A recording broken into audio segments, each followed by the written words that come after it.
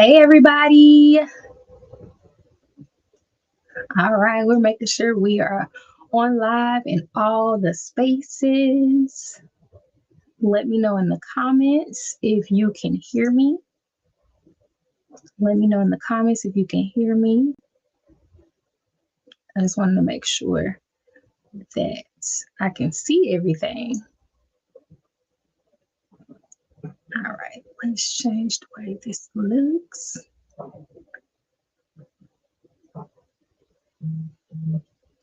Good morning. No, it's good evening. I say good morning. It is good evening, honey. It is not no morning time, nothing. All right. And see. All right, let's get into it, y'all. Let's get into it. So, in case you didn't know, but now you know, we are doing a live series at Good Old Cultivated Connections Design and Consulting for the month of April. And I am so excited because I haven't done one of these in a hot little minute. Okay. So, if you like reminders, please ensure that you have, just hit the link in bio, no matter which platform you're on, to ensure that you are getting the reminders. Just in case if you're like me, you have all the intention in the world to go and, watch that thing, you still forget. Go ahead and get on our reminder list, our email list, just so you won't forget the reminders, okay? And I'm always conscious about people watching the replay. So you're going to see me just jump right on in. Again, I'm just quickly checking and ensuring that we are live in all the places because sometimes things don't do what they need to do. Hey, awesome. Awesome. So if you're in here, let me know if you can hear me. You can give me a heart if you hear me. That way I know my new webcam is working. I learned my lesson from the last go round when I tried to go live with someone and it came out pixelated. I said, let me get this webcam out this box because who got time for that? Who got time for that? We don't have time for that. Okay. All right. So I'm looking for them hearts. Let me know if you can hear me. Let me know if you hear me. I'm looking for those hearts. And I am live on all of the platforms. I'm live on YouTube right now, LinkedIn, Facebook, my personal page and business page, as well as Instagram. I have not figured out how to get Restream to connect with Instagram. So if you see me looking to the left or right, that's what's going on. I'm also looking at my phone as well. So you can join me on any platform if you want to. Also, if you are typing in the chat, your comments will pop up. Hey, so yeah, let's get into it. Thank you so much for your patience. Again, it has been a minute since I've done a live series, and I wanted to pop on in to celebrate April, just because April is also Diversity Month. Okay, it's Poetry Month, so we are going to talk a little bit about poetry this month, but it's also Diversity Month, and something that is so important to me personally as a woman of color, as well as a teacher who teaches students of color and serves everyone, right? So diversity and community is such an important thing to me, and I wanted us to talk about that. So today's topic, if you hadn't seen already, today's topic is centered around that. Yay, I see those hearts. Keep them coming in. But today's topic is called Community as Curriculum in the Arts Classroom. Okay, so we're really going to be talking about community serving as the curriculum in the arts classroom, or any space for that matter. Whatever I'm saying here today, you can also use wherever it is that you serve. Okay, so before I move forward, let me introduce myself. Some of y'all know me, some of y'all are new to me. I am Tangeray. My name is pronounced exactly like it's spelled, and I am the creative strategist and senior consultant at Cultivated Connections Design and Consulting, which is a agency, an education agency that serves educators, creative leaders who are looking to make their spaces more creative, more community oriented, and filled with joy and love. Okay, so basically, we're using creativity to change the world. Get it? Got it? All right, good.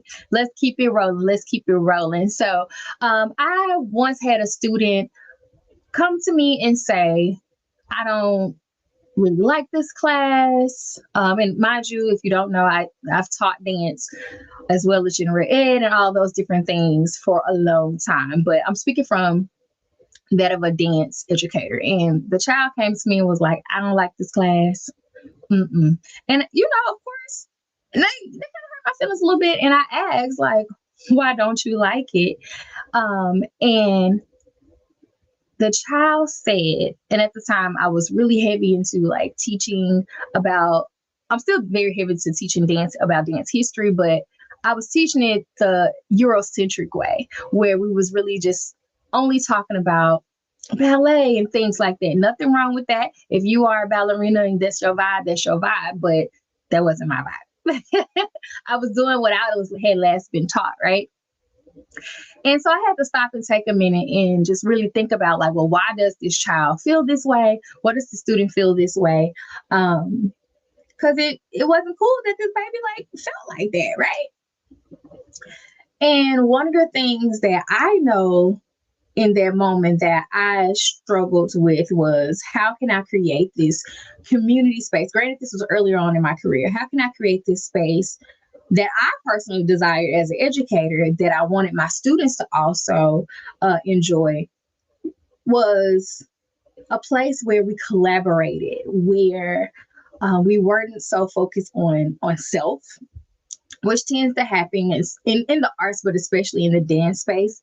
When you think about a dance studio, you have mirrors and all that. Now, granted, I ain't had all that, but that's usually what happens. You get so self-centered on yourself and what you look like, what you sound like, your opportunities, where collaboration kind of doesn't happen unless the instructor, teacher, director, like, specifically makes that an intentional like value, right? Hold on one second, y'all. I forgot to turn my phone on do not disturb, and we don't need the problems. Okay, sorry, y'all. I was like, wait, because somebody's bound to call me, text me, something. But anywho, um, yeah, that was always something that I personally had desired as a teacher, but no one teaches you how to do that, right? No one teaches you how, as a teacher, an arts teacher, especially coming in, how to center community in your classroom. They don't teach you how to do that, okay? But we know as arts educators, creative leaders, that is the reason why we do this work. It's for the community, it's for the creativity, it's for the joy, right? So, this live isn't necessarily going to be a bunch of like teacher talk or whatever. It's really just talking about like the shift that we need to make in our curriculums or in our spaces. Okay. So if you're not an educator and you're tuning into this, that's totally fine. As people say, take the meat and spit out the bones. Take what you can take to this with you, and, let me know how it goes. All right. If you're with me, give me a sunflower in the chat. If you did not know, sunflowers are my favorite flower. So pop a sunflower in the chat so I know that you're still here and you're still with me. Okay. So basically, what we're talking about is censoring community as curriculum. Okay. Or as culture. So if you're thinking about it from the workspace, censoring community as culture, but from the education space, censoring community as curriculum. So yeah, we are definitely, we all know what's going on out in the lands of this administration. I'm not going to go down that rabbit hole because that is, thank you for the sunflowers, because that is a whole rabbit hole that we can stay on all day and we ain't got time for that. So of course, we know that there's so many things happening with these federal policies that are challenging everything. They're challenging everything from cultural relevant teaching to arts in a period. Like, if y'all don't know what's happening, head on over to LinkedIn because there's a whole bunch of articles that are happening right now. everything is basically being attacked. The Department of Education is being attacked, which is always, education has always been under attack, right? If you agree with that, just drop a yeah girl in the comments. Education has always been under fire, no matter what. And right now, it is really under fire. Department of Education, DEI, all of that, down to our museums, y'all. And again, I'm not going to go down on that tangent, but I just had to name before I even continue to go forward is that everything that speaks to community, that speaks to creativity, that speaks to education is under fire. And it's up to us who are still doing this work to do something about it, or at least try to while we're still here.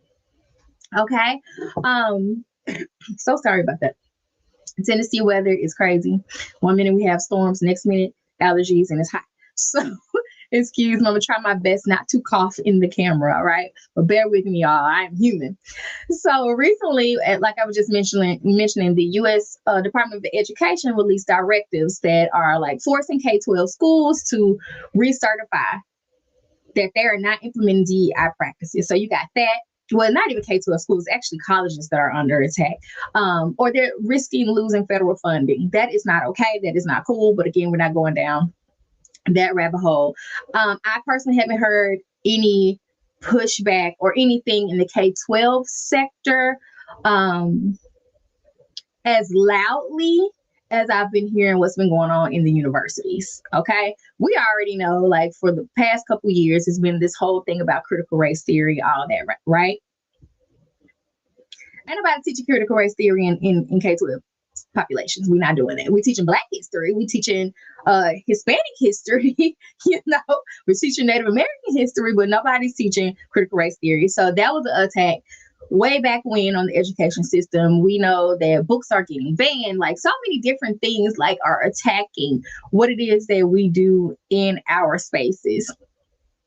And we got to do something about that. So what this means, especially with the loss of federal funding, what this means for us as creative educators, arts educators, it means that we have less permission to center culture and identity. It's not that we would ask for permission anyway.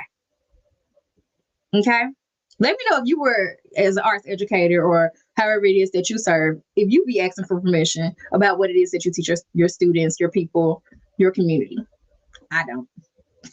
I don't ask for permission. I'm going to teach it, right? Of course, I'm sensitive about what I'm sharing, but I'm going to teach it, okay? We are like under fire of like keeping our curriculums neutral. What is neutral? What is neutral? Put in the comments what you think neutral is, because there's no such thing as neutral in education, in my opinion. Let me know if I'm wrong, in my opinion. And of course, like what we teach, whether you're gen ed, arts ed, PE, whatever, has always been under scrutiny, point blank in the period. But it's more so under scrutiny when you're talking about race, justice, or even just people's lived experiences. All right. Drop that sunflower if you're still in here. Let me know. But like, there's one thing that is true. Culture doesn't disappear just because policies change, right? My culture, your students' culture, your staff members' culture, it doesn't change just because the policies change. I'm sorry. Their lived experiences don't change just because the policies change. Our students are literally walking into our classrooms, bringing in their community culture, their languages, their truths, their traditions, and we just can't afford to leave that out. Like, our students, our people, our community are our teachers too. We should be learning from the others as well. Okay. I got someone just said, I was left to my own devices and had to figure it out. That part. You and I have talked about this personally, especially as arts educators. Like, we are thrown to the wolves and nobody teaches us, right? In the comments, before we continue, in the comments, let me know if you are still in the classroom or just serving in the art space. What are some of the challenges that you are navigating right now? Like, what are some of the challenges when it comes to like this whole shift on DEI and funding. How is it impacting you right now? How is it impacting you right now? I've known there is a dance community here in Nashville that just recently made a post on Instagram that they cannot do intensive, um, their summer intensive because of funding. That sucks. That sucks. And they're not like this big brand situation. They're not. They're not ABT. They're a small modern dance company that does a summer intensive every year. And they recently put on Instagram that they can't do their summer intensive. And that literally broke my heart as I was scrolling. 1 second. Sorry if y'all hear my loud keyboard. I have one of those that's like a typewriter. All right, let's keep going. So community as curriculum simply means the people, stories, issues, and cultural practices of our students' worlds aren't outside the lesson plans. They are the lesson plan. I want to repeat that. Community as culture means that the people, stories, issues, cultural practices of our students or people that are in our spaces aren't outside of the lesson plan or the curriculum or the space. They are the lesson plan, the curriculum, whatever. Okay. It's a shift from teaching to students to teaching with them. One of my favorite things. Oh my gosh. I'm going to tell you why in just a minute. It's a shift from teaching from censoring only the standards. And yes, for those who don't know nothing about arts education has standards too. You can look them up. Yes, we have national standards and state standards. And to be honest, the state standards are pretty much an identical copy of the national state standards. But that's not really important. We got standards, right? Let me know in the comments if you knew that. If you are not an arts educator or if you are an arts educator, you did not know there are standards, baby. There are standards, okay? There are standards.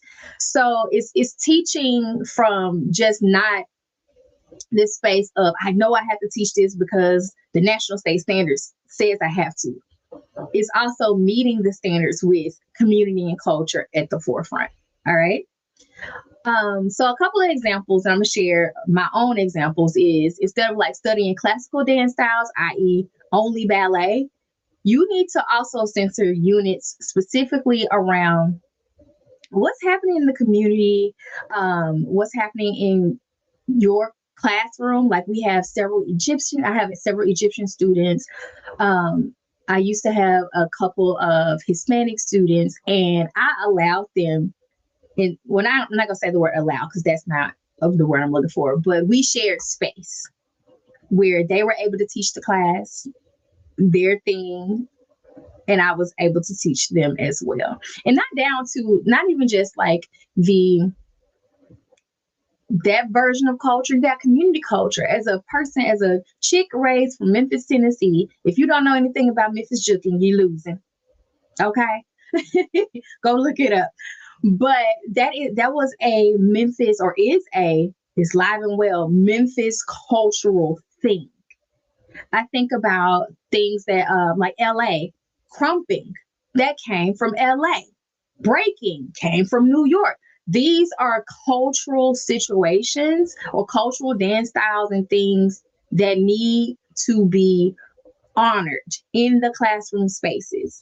And talk about the expert of that cultural dance, whether it's the community culture or like a cultural practice. Okay, y'all following me? Let me know if I'm losing you. Okay. So instead of assigning a generic writing topic, I need y'all to have students gather oral histories. Y'all, this is so important because our elders are leaving us and they hold the key to all the tea. Okay. So I want you all to push your students to go gather some of these oral historical things from their family members, their community members, get some like behind the scenes, let's use this technology to our advantage so that we can continue to be the culture barriers as well as teach our students or the people in our community how to also be culture barriers. Okay. We need to make sure that these things are staying alive because our elders are leaving us, right? And a lot of the things that they know are not being documented, especially in the Black and Brown communities. Most of the things that have been shared are oral, right? I think about the stories that my grandmother told me about her mom and all of that. So this is also a practice that I'm also looking to do as well. So I'm thinking about, I think I've shared this here, but back in 2020, of course, everybody knows the world had shut down. It was what it was, right? We had no control over it. I personally was not teaching my students virtually. Like, I know a couple of my colleagues had live classes where they was trying to figure out how to teach dance classes online or arts classes online. That was, or live online, so synchronous. That was not my story, y'all. I also teach reading, so I was teaching reading live. However, all of my dance stuff, my dance curriculum was taught through Nearpod, which is also one of my reasons why I love technology. Okay, Nearpod and having to do that, it was everything. It changed my world, and I'm quite sure it changed everybody else's world. We had to push into something that we didn't know anything about, right? But the reason why I'm sharing this is I remember like looking at my old curriculum and realizing that all the things that I had, of course, I couldn't necessarily teach online because I wasn't talking to my babies that were very interactive. And a lot of it, to be honest, was also centered very much so in the Eurocentric um, way of doing the arts or doing dance, right? And of course, not to say I didn't teach my students about, like, you know, African dance and Native American dance and all those different things. I did, but I can be honest and tell you that I got really explicit with it during COVID. One, because I had no choice but to get creative with my curriculum. And what I wanted to do at the time was, although we're not physically in the same space, we are also not virtually in the same space, like on a Zoom or whatever. We all can still do this thing together, and we all can still learn about what it means to be a community. So when I tell y'all I shifted my entire curriculum, which I'm so thankful that I did, to center around social dancing. Okay, best decision I could have made with my curriculum, and I still teach it to this day pretty much the exact same way, where we just are exploring these different social dances. So, and the reason why is not that it wasn't happening before COVID, but it definitely happened after COVID. People stopped being social with each other, especially children. So I wanted to center community as like the essence of my curriculum, point blank in the period. So if that's ever happened to you, not necessarily COVID, but if you've ever shifted your practice, your teaching style, what did you do? Go ahead and drop that in the comments. It could be something quick. Go ahead and drop that in the comments. Like, what did you do to shift your curriculum or what have you to center community or center culture or center tradition, things of that nature? I would love to hear it. Okay, and would love to, like, one day have you on here to, let's talk it out. All right. So I want to give y'all 4 strategies despite what's going on out here in the lands, right? And we kind of talk about it a little bit. But I want to talk about some strategies. So go ahead and get your pencil and your paper if you got, or your notepad on your iPhone or what have you. So go ahead and, drop in the comments, drop a pencil for me. Drop a pencil for me. So let me know you're ready to take these notes. And you also, if somebody wants to, you can drop them in the chat. I've paid somebody to do that in the past, and it was just like super cool. So drop them in the chat for those who are just coming in. We can do it that way. All right.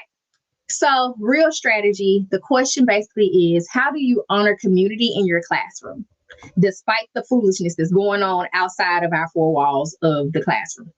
How do you honor community in your classroom, despite the foolishness that's happening outside of our 4 walls, right? So, the first thing you're going to want to do is teach through universal themes told, and also like some that are told locally. We kind of touched on it a minute ago. So instead of framing your work, and especially when you're writing for these federal situations, I hate that we even have to do that, but of course, if you can't beat them, join them, right?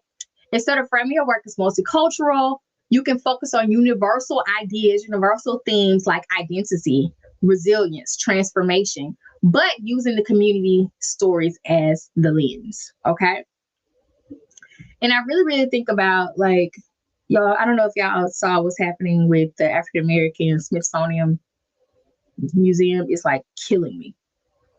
I don't feel like we need to change anything personally, but we need money. Okay.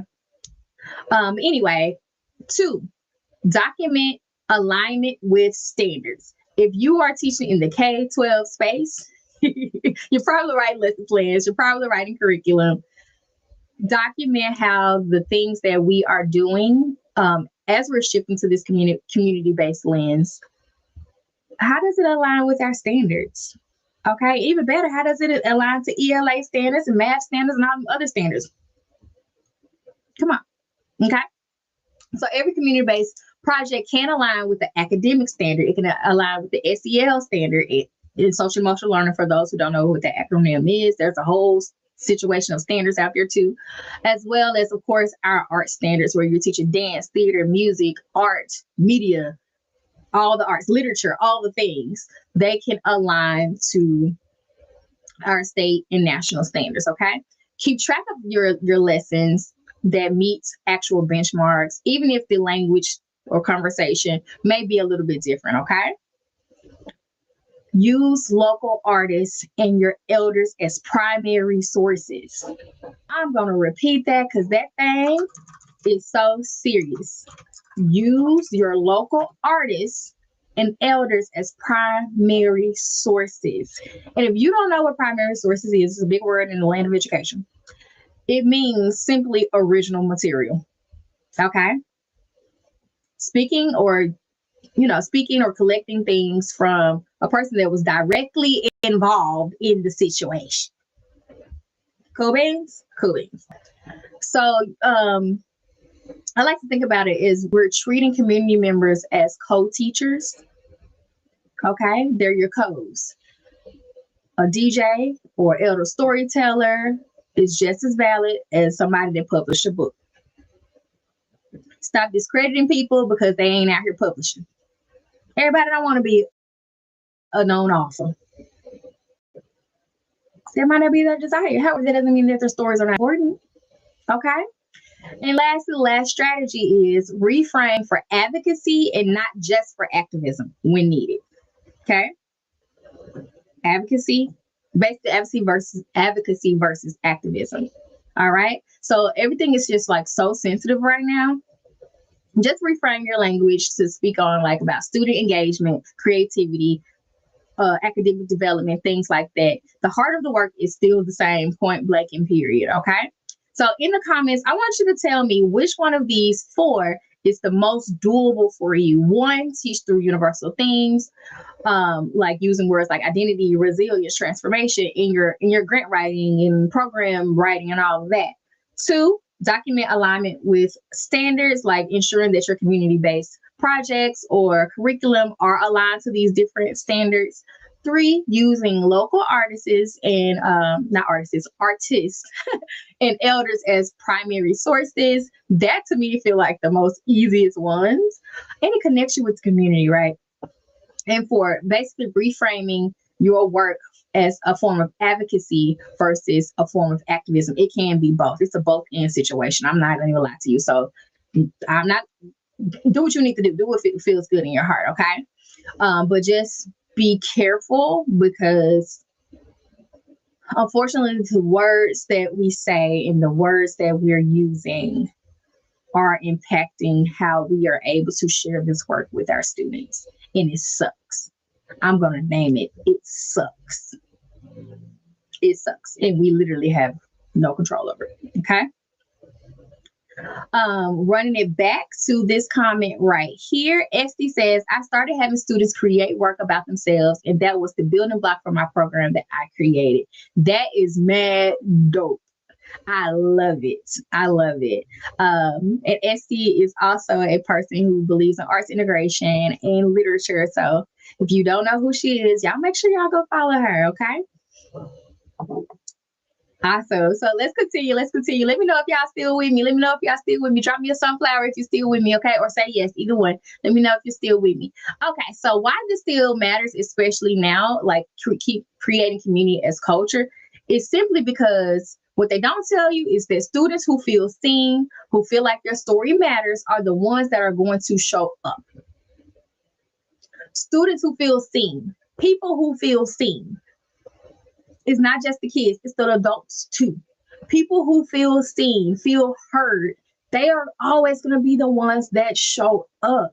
Point blank in the period. So when we are teaching, serving, and leading from a place of community, we're not just teaching people skills or student skills. We're building identity. We're teaching them agency, and we're teaching them or fostering a sense of belonging, point blank and period. So even with this whole DEI situation, even though it is being stripped away, not that we necessarily needed a label because we was all doing this work anyway, they just made it known in 2020.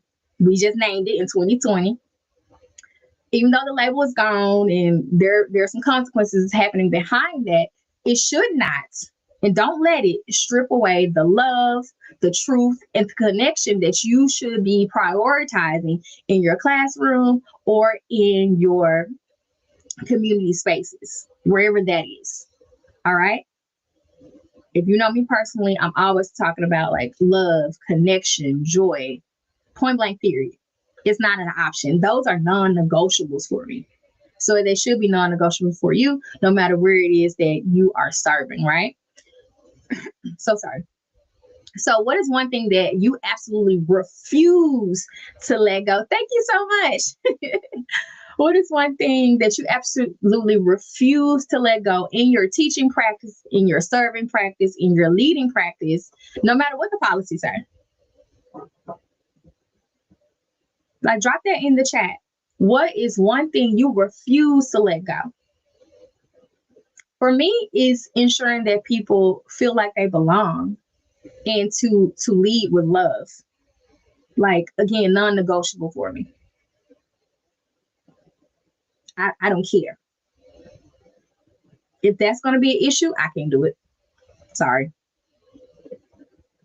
If that's going to be an issue, I'm not doing it.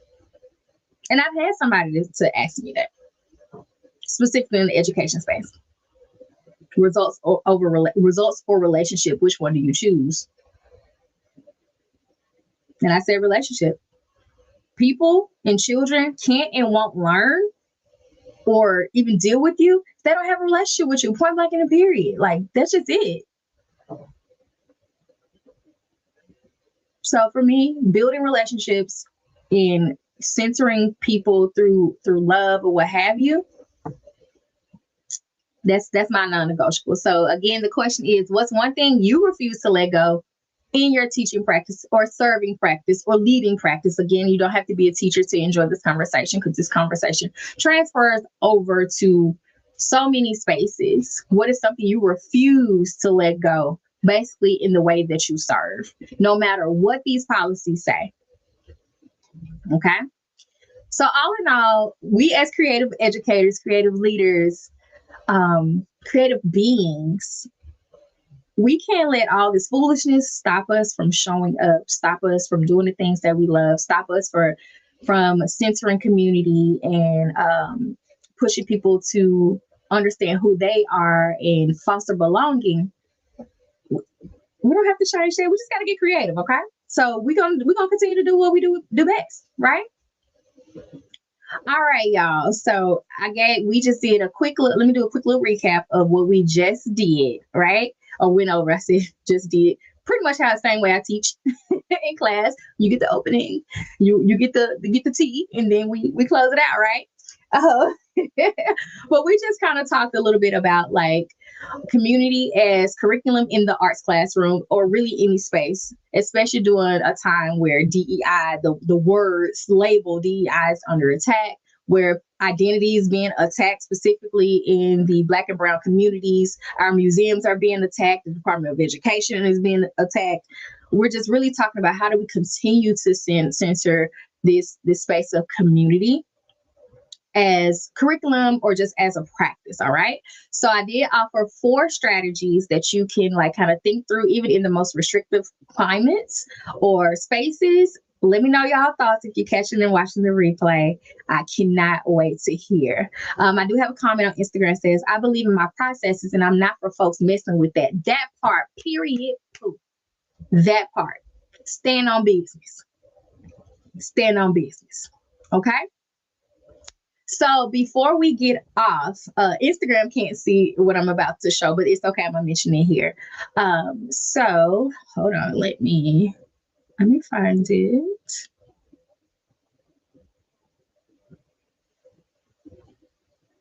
Yeah.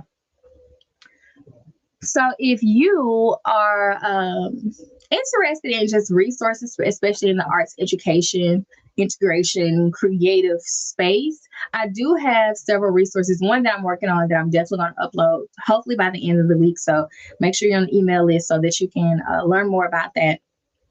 As I'll be honest, I haven't had a chance to sit down and finish the last 2 sheets of it, but I do have a resource vault that I'm going to share with you. So again, Instagram, just go straight to the link in bio to grab it. It has so many things in there. But what I'm going to do is, if you are watching me on YouTube and YouTube, Facebook, LinkedIn, you will be able to see this. Actually, I might just turn my camera around. So hold on, Instagram people. 1 second, y'all. You know how you think you got all the things up and they don't be up. I'm going to take a quick little virtual tour, y'all, of the resource vault. Of creating resources is literally my favorite thing. As an arts educator myself, I've been in the game about 13 to 15 years, 13 in public school education, mostly in charter, and of course, like taught in the community space as well, from studios to community centers and all those things. Yeah. So I feel like I can tell y'all a couple things, right? I feel like I can share a couple things. But I said that to say, like I mentioned earlier, like when I first started this journey, no one taught me how to do this. And it wasn't until I stepped out of the arts education space for a little while where, I actually learned how to teach and learn how to just be a great educator. Okay. And so hold on, let me turn this around. Oh, I would drop it. My bad. Fell off the tripod. So if you go inside of my link tree, if you're on any of these situations, or even if you're on my website, which is www.cultivatedconnections, you will see a tab that says resources. And once you get to the resources, you will see, you give your email information and you will get access to the creative vault for creative educators and arts leaders. Okay, so we're just gonna take a quick peek. I'm not gonna go through all the things. You will see just like a little hey girl, hey situation, or hey dude, hey. And then you will see a couple resources that are all in there for you based off of like what's been going on. There's a whole like critical questions. So I don't know if y'all can see that. Critical questions there, PDF that just allows you to, let's go see it. To ask questions for your students about the different work and things centered around social justice.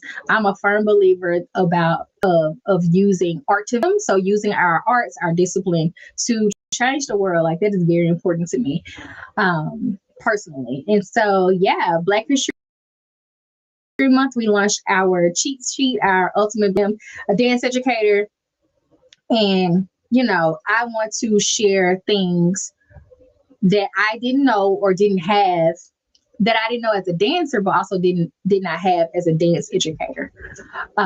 So yeah, and then we have a couple book lists in there. If you know me, I'm all things literacy and using those in the arts, as well as a couple playlists that I've used inside of my classroom as well. I did not. There's just some of my favorite playlists to share, and then you have the shop. So we're adding more things to our shop, lesson plan packs or all that jazz. I'm like super excited about all the things that we're going to share with you. So again, if you are not, hold on, let me stretch this back out.